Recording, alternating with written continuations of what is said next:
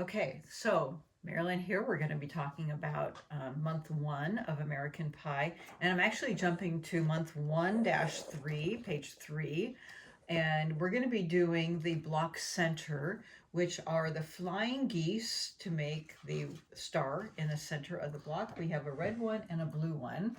So I've made the red one just to show you what it looks like complete, but I'm going to show you how to make the flying geese using Deb Tucker Studio 180 wing clipper. This is the wing clipper 1, and this is wing clipper 1 because it's designated by 1/2 inch increments. Okay, and just trust me, that's the one you need. All right, so the first thing you're going to do is start off with your 1 5 3/4 inch background square that we have you cut in 4 3 1/4 inch blocks. So I'm going to take 4 of my 3/4 inch blocks, and I'm using the Quilter's Magic Wand. We have these at the shop. They're all different colors. It has a laser cut line down the middle, and it's a 1/4 inch measurement on each side. I take that little laser cut line on the wrong side of my fabric and my mechanical pencil. This is the sew line pencil, and I mark a line on each side. Okay, and I do that, I've already done it, but I do it on all 4 of my blocks. And then I'm going to take this block, I'm going to flip this over because I've already done it on this side, but just to show you, I'm going to take this and I'm going to line it up right on the edge. This is what we call the no nudge method with the line. We don't have to nudge it in at all. And I'll pin it on each of these sides, and I'm going to sew right on that line. Okay, I've already done that ahead of time. So I've sewn right on those lines, and these do overlap. And then I'll just take my ruler, and I'm going to cut from point to point right down the middle. Okay, and now I have these little flaps, and just excuse me a minute, I'm just going to press those open towards the points. Sorry for turning my back on you. That's right, we're admiring the blocks. Okay, you admire the block while I'm pressing.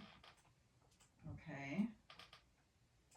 So now these are pressed open, and then I take the remaining 2 blocks, and I'm going to put that right against the edge, and I'll take my 2 pins and I'll pin it on each side. Okay, and then do the same for the other block.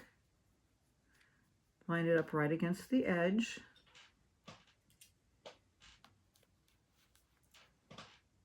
Okay, and then you're going to sew right on that line on each side.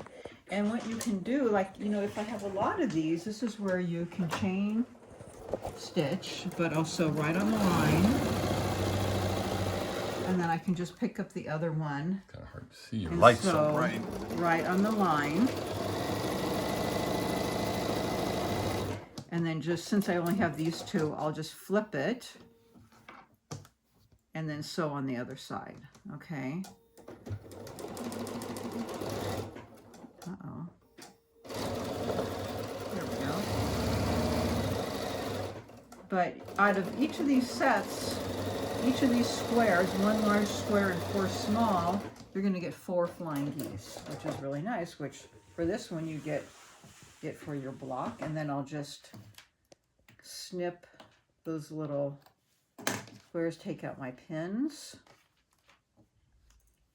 Okay, and then I'm going to cut this from point to point.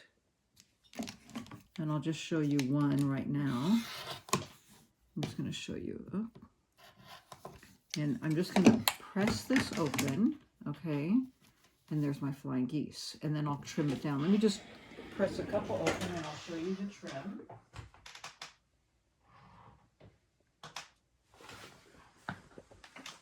Now this is where the ruler comes in place.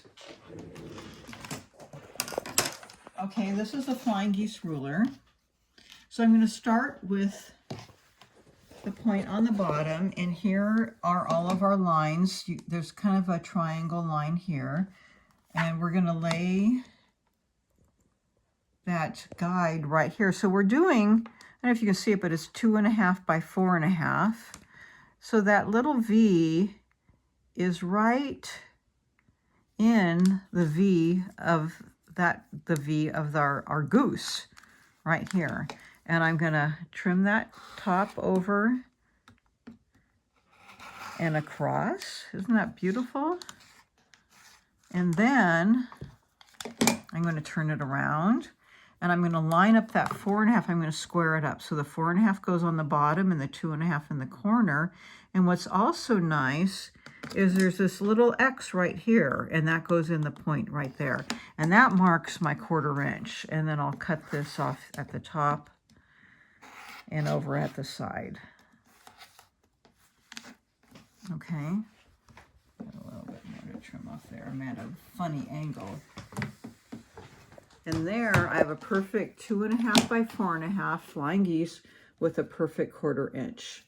And I do that for all 4. I would have 2 more once I cut this open. It got a little funny when I sewed it. I have to fiddle with that. But once I cut that open, I have another 2 here. Another 2 here. So I have all 4 flying geese. I would cut them to size, and then that would go around my block. I can just cut that open. And then you would see that here. And then this on the other side here. Okay. And then to complete my block, I have 4 2.5 inch squares. And you have to watch this background, this little dots, and I have to shine it under my light just to make sure I have the right side up. So you really have to pay close attention to it. Sometimes it's hard to see. So there's my 4 background squares. So then you would sew the first 2 here. And I always sew it with this side up so that I can see that intersection so I don't lose my point. So I sew those 2 on first and then open it up, and then I sew, of course, the 2 squares to the end and sew that on each side. Okay, and these should measure 8.5 inch square. Now, what if yours isn't measuring right? Well, the first thing that I forgot to talk to you about is you should be checking your seam allowance. Okay, you should be doing a scant 1/4 inch. I don't know if you have a 1/4 inch foot on your machine, but if you don't, you should be checking to make sure that you're sewing a 1/4 inch. I always check mine occasionally, or if I've had it serviced, to see if your needle's moved at all. So to check, one way that you can check, I've taken here 3 1.5 inch strips of fabric. I've sewn them, I've pressed them like I normally do, and then I measure the center one after I've done it. And this should measure a perfect 1 inch seam. It should be perfectly 1 inch. That means that I'm taking a scant 1/4 inch once I've pressed it open, taking account for that fold of the fabric. Okay, if it's too big or too small, your seam allowance is either too big or too small, and you need to figure out the adjustment. Because if it is too big or too small, what's going to happen? Your blocks are going to be too large or too small. You're going to lose your points, or your points are going to be too big, or your blocks are going to be an incorrect size, or you're going to lose these points out here. Because we want to have 1/4 inch seams so that when we sew these stars in, we're not going to lose these points. Okay, so check this before you get going. Check your seam allowance and make an adjustment. Okay, and check it a couple times if you aren't getting it correct, because it may just be the way you're running your fabric underneath, or you're using the incorrect foot, or you need to move your needle if you have that adjustment. So make that check before you start sewing, and then make sure these are finishing at 8.5 inch square. So that's using our wing clipper. If you don't want to use that, then there is information at the beginning of how to make these the other way, and then they make them oversized and cut them down to 2.5 and 4.5 inch. Okay, now we're going to be moving on to parallelograms. Woohoo! We'll see you then.